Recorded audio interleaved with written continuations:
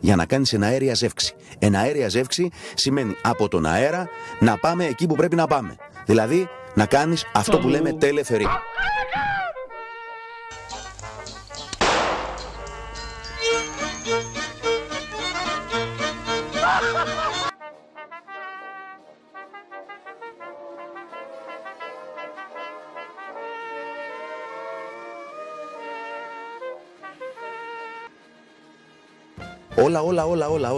Όλα είναι δικά μας, όλα είναι δικά μου.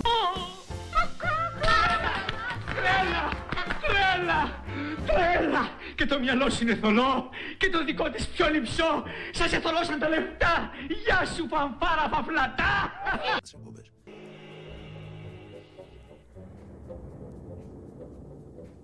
Σαν πρώτη εκπομπή ξεκινάμε με ένα από τα πιο σοβαρά θέματα. Χαμπιλίζομαι, χαστούκίζομαι και χτυπάω το κεφάλι μου στον τοίχο.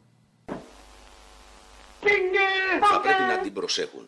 Βέβαια, για αυτούς που δεν προσέχουν, τα πρόστιμα θα είναι βαρύ. Και εσείς τι είστε? Εγώ είμαι τρελός, είμαι αεξής. Χαίρομαι πολύ, συνάδελφος. Αεξής είστε κι εσείς? Όχι, τρελός σκέτος. Τους είπα ότι δεν θίγεται κανένα από τα συμφέροντά τους. Απλά γινόμαστε ωραιότεροι, γινόμαστε ομορφότεροι και κάποια στιγμή μπαίνουν κάποια πράγματα σε μια σειρά. Μην ανησυχούν λοιπόν για το μεροκάματό τους, για το ψωμί τους και για τη θέση τους, γιατί από την πρώτη στιγμή που δεσμευτήκαμε ότι δεν αλλάζει κάτι, όσοι επιχειρηματολογούν για οτιδήποτε άλλο, μόνο κακώς αυτοί μπορούν να κάνουν. Αυτά άστα. Εγώ δεν ήμουν δήμαρχος. Άστα αυτά. Το 10 λέει δήμαρχε. Άστα αυτά. Δήμαρχε. Όχι σε μένα τέτοια. Δεν τα αφήνω αυτά. Άστα σε μένα αυτά. Το ίδιο πράγμα. Έτσι. Τι είπες? Το χέρι.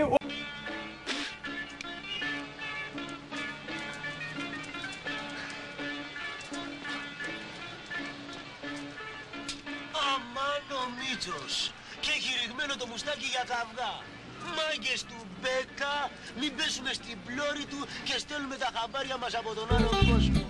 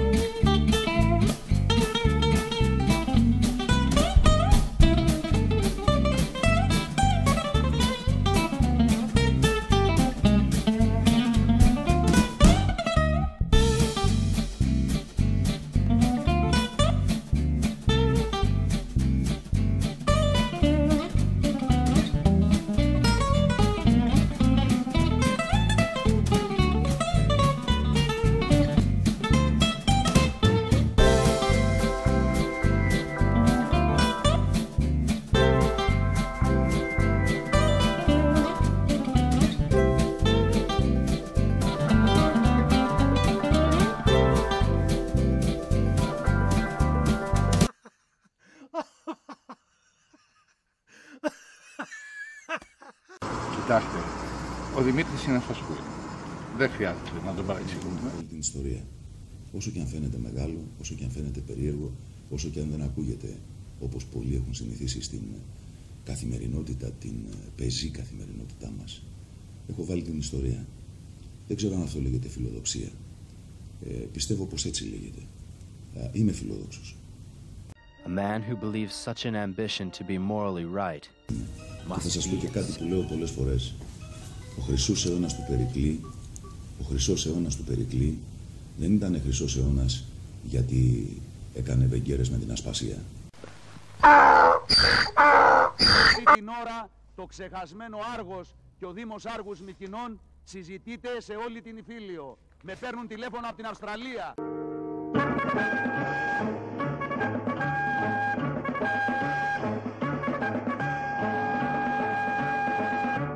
Τι συμβαίνει στο μυαλό αυτού του τύπου? Ο Δόκτωρ Μαλότ πιστεύω ότι πάσχει από ναρκισσισμό. He views himself as this grandiose omnipotent. Εδώ στην Ελλάδα, αυτό το πράγμα που επικρατεί είναι Παναγία Βόηθα. Δηλαδή, δεν θέλουμε να έχουμε να βγάλουμε έξω το στρατό, γιατί να κάθονται μέσα στο στρατό να ρίχνουν ύπνο και να βγαίνουν να φυλάνε καμιά σκοπιά, ας πούμε, ξέρω εγώ, μαζί με τους σκύλους που γυρνάνε στο στρατόπεδο. Αυτά τα κόλπα.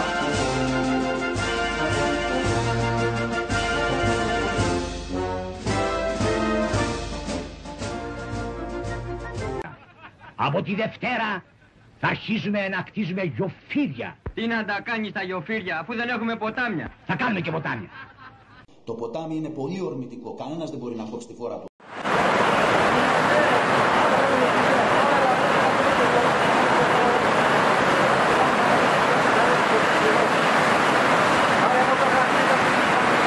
Τους 5 μήνες στην πόλη.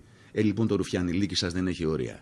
Λοιπόν ο παλιανθρωπισμός σας δεν έχει όρια. Γι' αυτό σας έχει κράξει η κοινωνία, γι' αυτό σας έχει πετάξει στα αζήτητα και γι' αυτό θα σας χτυπάω τα κεφάλια κάτω όσο καιρό θα είμαι σε αυτή τη θέση. Γιατί είστε παλιάνθρωποι και μισείτε τον τόπο. Θα σε κάνω εγώ να προσεύχεσαι και να εύχεσαι γονατιστός. Να μη σε είχε κάνει η μάνα σου. Όποιος και να είσαι. Φίλος, συνάδελφος, αδερφός. Αλίμονός σου θα γίνω δικαστής σου και δημιός σου, αλήτη. Και θα σε τιμωρήσω κατά τα έργα σου, αλήτη.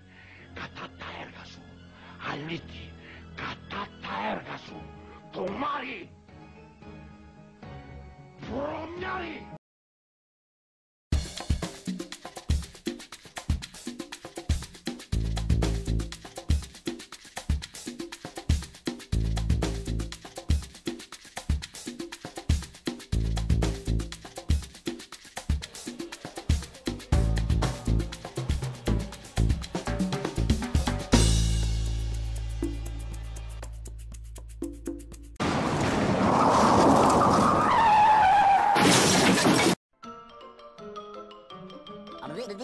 That's all, folks.